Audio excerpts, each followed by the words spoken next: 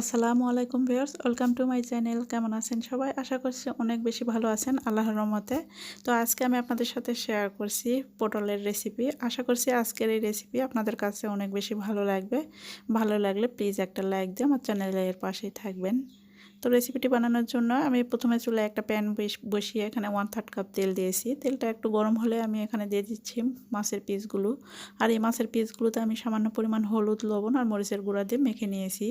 এখানে 3 পিস মাছ আর 3 পিস হচ্ছে পেটি মাছ নিয়েছি আমি।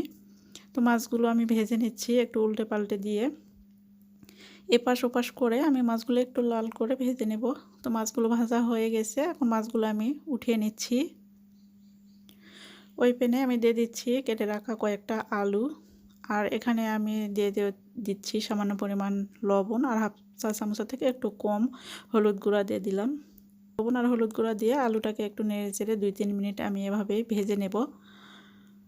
তো 2-3 মিনিট ভাজা হয়ে গেছে আলুগুলো। এখন এখানে দিয়ে দেব কেটে রাখা পটলগুলো।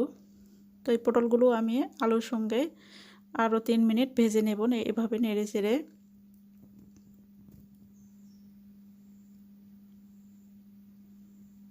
তো আলু আর পটলগুলো আমি 2-3 মিনিট এভাবে নেড়ে চেড়ে ভেজে নিয়েছি। এখন আলু আর পটলগুলো তুলে নিচ্ছি। এখন এই পনির দিয়ে দিচ্ছি 3টা পেঁয়াজ কুচি, দিয়ে দিচ্ছি 4-5টা কাঁচা মরিচের ফালি, দিয়ে পেঁয়াজ কুচি একটু নেড়ে চেড়ে আমি গোল্ডেন ব্রাউন কালার করে ভেজে নেব। তো পেঁয়াজটা যখন গোল্ডেন ব্রাউন কালার করে ভাজা হয়ে যাবে, এ পর্যায়ে আমি এখানে দিয়ে দিচ্ছি হাফ চা চামচ আদা বাটা, হাফ চা চামচ রসুন বাটা। এখনও আদা রসুন বাটা কয়েক সেকেন্ডের জন্য আমি ভেজে নেব যেন কাঁচা গন্ধটা চলে যায়।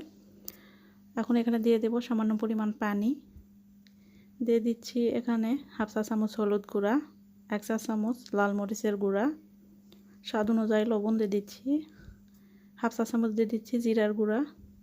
এখন এই মশলাগুলো নেড়ে আমি কষিয়ে নেব। তো মশলাটা খুব ভালো করে কষাতে হবে, তাহলে রেসিপিটাও খেতে অনেক বেশি ভালো লাগবে। তো মশলাটা তেল ছেড়ে আসা পর্যন্ত আমি এভাবে নেড়ে কষিয়ে নিয়েছি। তো মশলা থেকে যখন তেল ছেড়ে এসেছে, এ পর্যায়ে আমি দিয়ে দিচ্ছি আলু আর পটলগুলো। তো আলু আর পটলগুলো দেওয়ার পরে আমি নেড়ে মশলার সঙ্গে মিশিয়ে নিচ্ছি।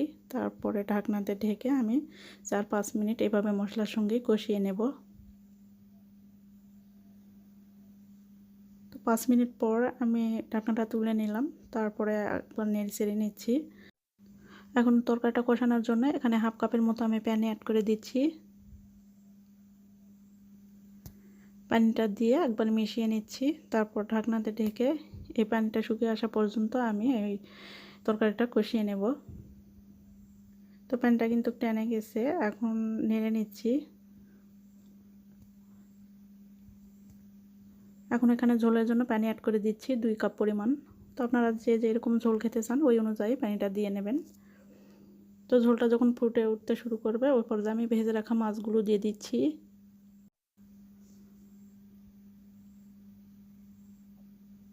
তো একবার নেড়ে নিয়ে আমি ঢাকনাতে ঢেকে 10 মিনিট রান্না করব মিডিয়াম আঁচে। তো 10 মিনিট আমি রান্না করে নিয়েছি। তারপরে এখানে হাফ চা চামচ ভাজা জিরার গুঁড়া দিয়ে দিলাম, দিয়ে ঢাকনাতে ঢেকে আর 2-3 মিনিট রান্না করে আমি নামিয়ে পরিবেশন করে নিচ্ছি।